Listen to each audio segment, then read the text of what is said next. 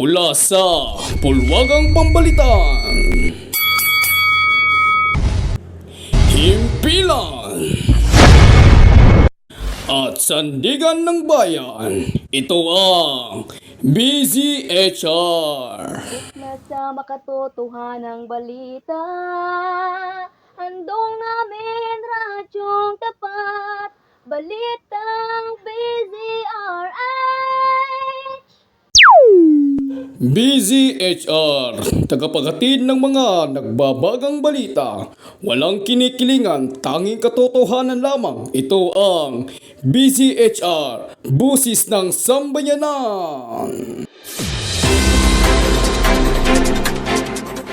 Mga nagbabagang balita mula sa loob at labas ng bansa. Mga isyong tinututukan at sinusubaybayan. Maririnig at malalaman. Ang oras natin ngayon ay 57 minuto makalipas ang alas 5 ng umaga, araw ng linggo, ika-15 ng Marso, taong 2025.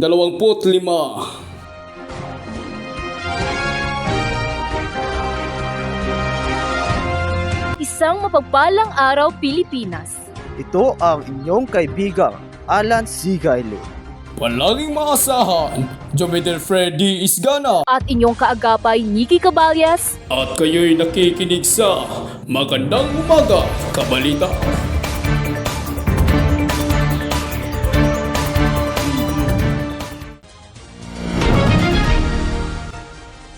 Oil spill sa Oriental Mindoro. Dating Pangulong Rodrigo Roa Duterte unang humarap sa ICC.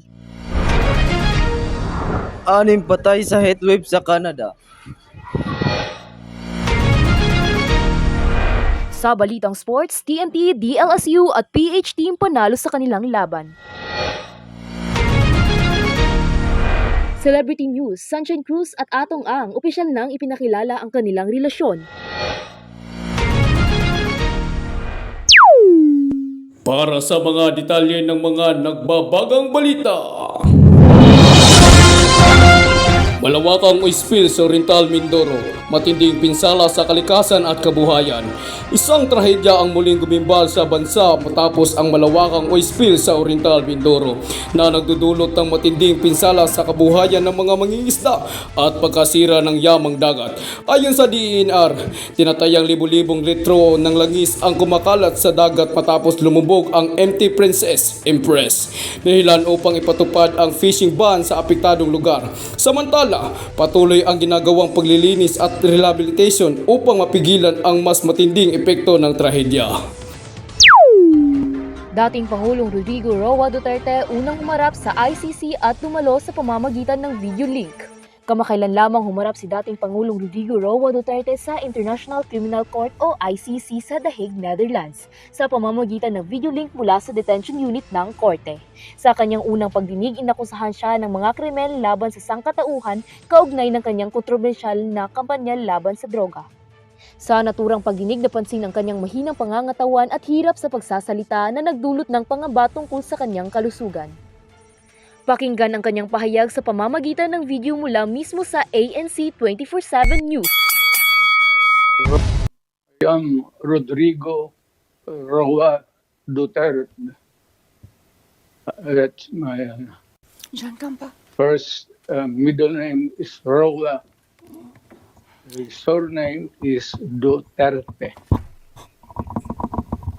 Birth month day is March 28, 1945.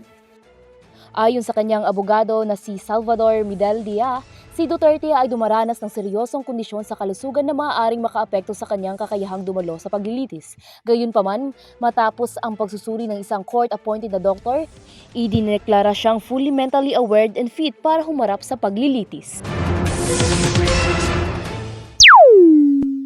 6 katao na namatay dahil sa naranasang heatwave.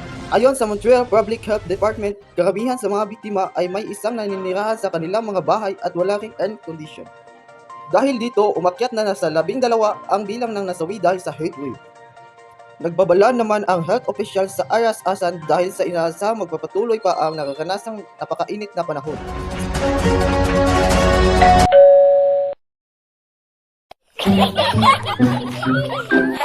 Wow, Mami! Ang sarap ng Kidilix! May vitamins na! Parang candy pa! Mag-Kidilix na! Siyempre anak, may zinc, vitamin C at B-complex para sa iyong paglaki at talino. Para kay Kid, Kidilits Vitamins ang sagot, lakas at talino sa bawat kagat. Mabibili na sa lahat ng butika at supermarkets nationwide. Kidilits Vitamins, lakas talino sigurado. Sa makatotohanang balita. Kayo'y patuloy na nakikinig sa Busy HR. Balitang BZRH. Magandang umaga, kabalita. Sa Sports Balita. Sa nagpapatuloy na PBA Commissioner's Cup Finals, target ng TNT Tropang Giga na makuha ang 2-0 kalamangan laban sa Barangay Ginebra sa Game 2 na gaganapin sa Mall of Asia Arena.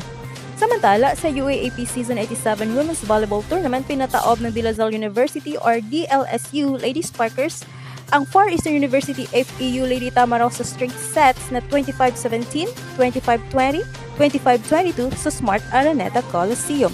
Sa larangan ng winter sports, gumawa ng kasaysayan ng Pilipinas sa pagkapanalo ng gintong medalya sa men's curling sa Asian Winter Games sa Harbin, China matapos talunin ng South Korea sa score na 5.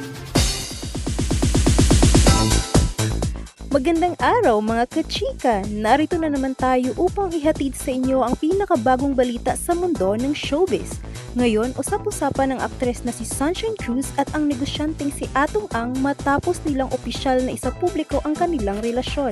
Kamakailan lamang isinapubliko ng aktres na si Sunshine Cruz ang kanyang relasyon sa negosyanteng si Atong Ang sa pamamagitan ng pag-post ng kanilang larawan sa Instagram na nagpapakita ng kanilang pagiging opisyal sa publiko. Sa nasabing post, makikita silang magkasama sa isang helicopter ride na nagpapahiwatig ng kanilang matibay na pagsasama.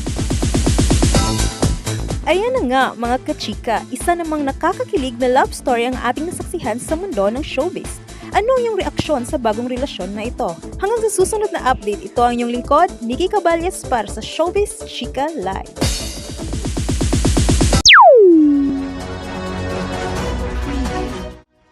Iyan po ang 5 minutong pagbabalita mula sa istasyong di lamang naghahatid ng balitang sariwa, kundi balitang tumatatak din sa inyong puso at diwa. Ito ang inyong tagapagbantay, Alan Sigay. Palaging maasahan, Jupiter Freddy Isgana. At lagi niyong kaagapay Nikki A. Caballas, Balitang tapat. balitang sapat. Lahat Lahat ilalantad sa inyo'y nararapat. Magandang umaga, balita.